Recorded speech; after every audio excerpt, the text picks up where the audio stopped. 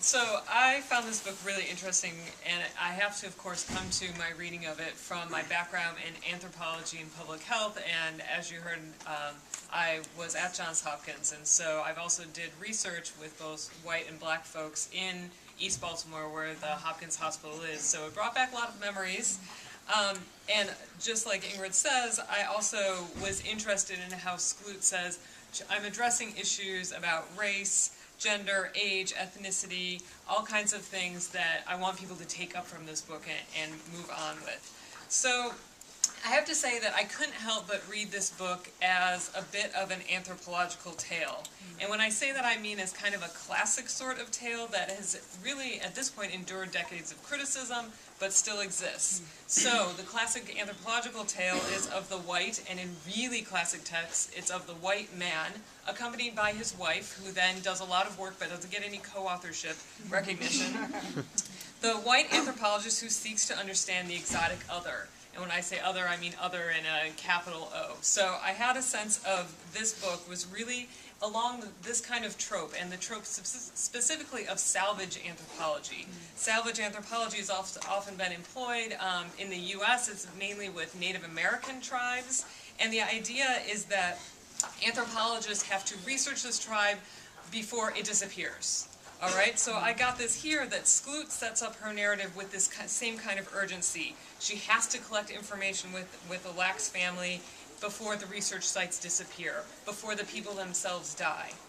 All right, so she then, going along with this kind of trope that I see in terms of anthropology, tells us that she has to work with recalcitrant natives. She has to cajole them to get the information that she needs, and that she thinks that they themselves should want, right? So she's doing it on their behalf. That is very similar to this salvage ethnography.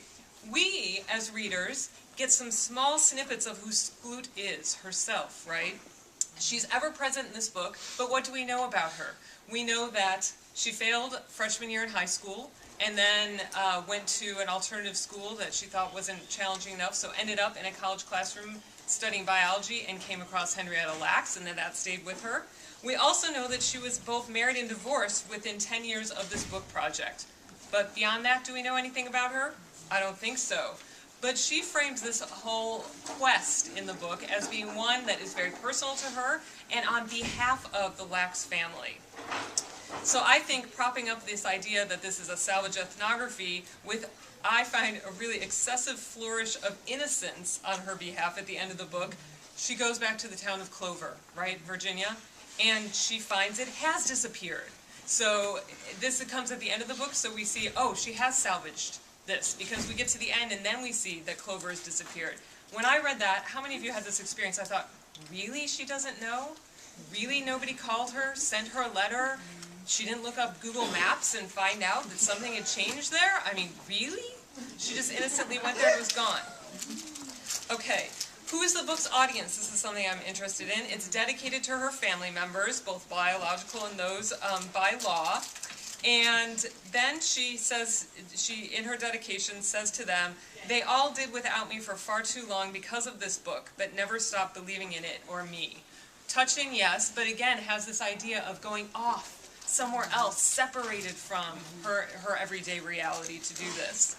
The Lacks family, and the family that took Skloot away from her own family, right, is recognizing the acknowledgments. And she says, first and foremost, I owe endless thanks to Henrietta Lacks' family. Think about that endless part. I feel deeply honored to have been part of Deborah's life. All right, so here she's kind of switching one family for another. An anthropology volume called When They Read What We Write takes up this question of audience, and it suggests that people can read what we write. So isn't it interesting that the book came out after Deborah's death? She does not get to read what Skloot wrote. Okay, who else had done research with the Lacks family, and with which audiences? We see that she tells us in the 70s that Ebony and Jet, both catering to black audiences, ran stories that were about anger, misinformation, injustice the family felt, going back to the Tuskegee syphilis trials, scandalous, unethical, doing all that critical thinking work. But that was to one particular audience. Skloot is writing to another, right? And a different time, we should also say. Skloot picks up on Deborah in particular, and stumble at sometimes, again, having to do with what we call ethnographic rich description, that she says that she sees a picture of Henrietta Lacks's family, and Deborah stands out as being voiceless and having cat-like eyes. Cat-like eyes. I just paused there.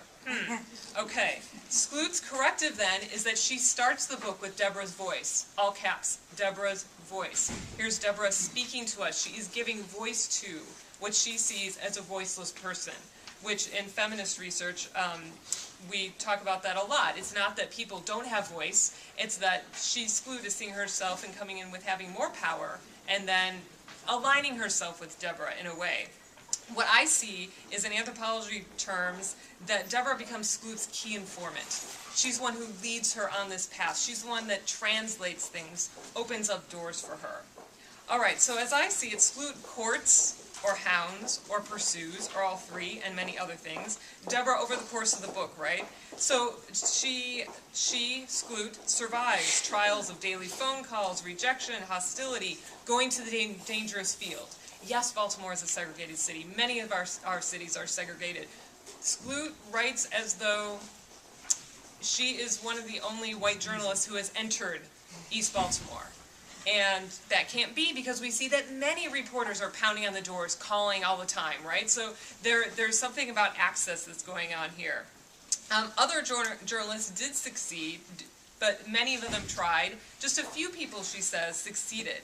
So Sunny Lacks, when she goes first to try to get information, says, this is where we take the scientists and reporters wanting to know about our mother. It's where the family gangs up on them. So we have, again, this us-them situation here going on. I need to go and get information from these folks. Okay, so I'm really interested in how the narrative continues then, that Deborah never gets to read the book at all. There was this idea that Skloot was going to go and read, quote-unquote, the hard parts to Deborah, and we are left with the hard parts. What does that mean?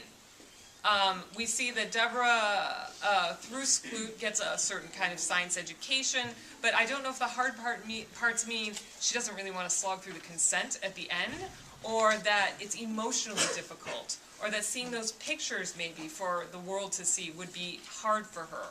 We don't get to see that.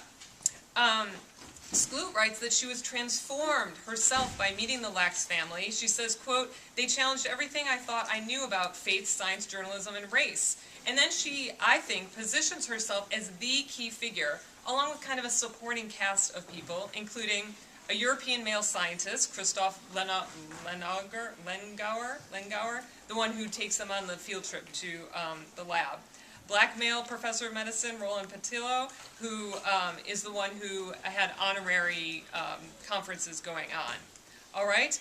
Then Skloot tells us that the outcome that she declares of this book, and well, no, not of the book, of the process of doing this research, is that the family was taking part in a lifelong struggle to make peace with the existence of those cells and the science that made them possible.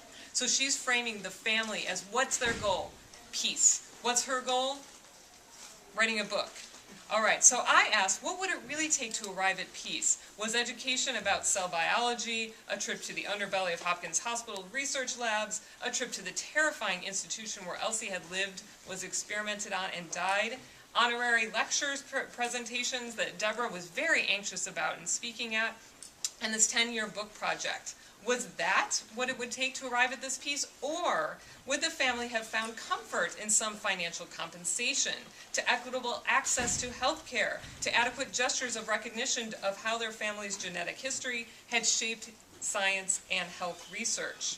The made-for-Hollywood scene, since we are very close to Hollywood, and Baltimore is not, but still, the made-for-Hollywood scene that Skloot, I'm sure, shared with the Lacks family might comfort, even if it didn't happen, as my skeptical questions of Skloot seem to also... See, she says that she asked around and wanted to know, did George Guy, spelled G-E-Y, did he ever visit Henrietta Lacks? Did he ever have personal contact with her? And she finds one person who claimed that this had happened. All right? So, this person says on page 66, so I have to read to you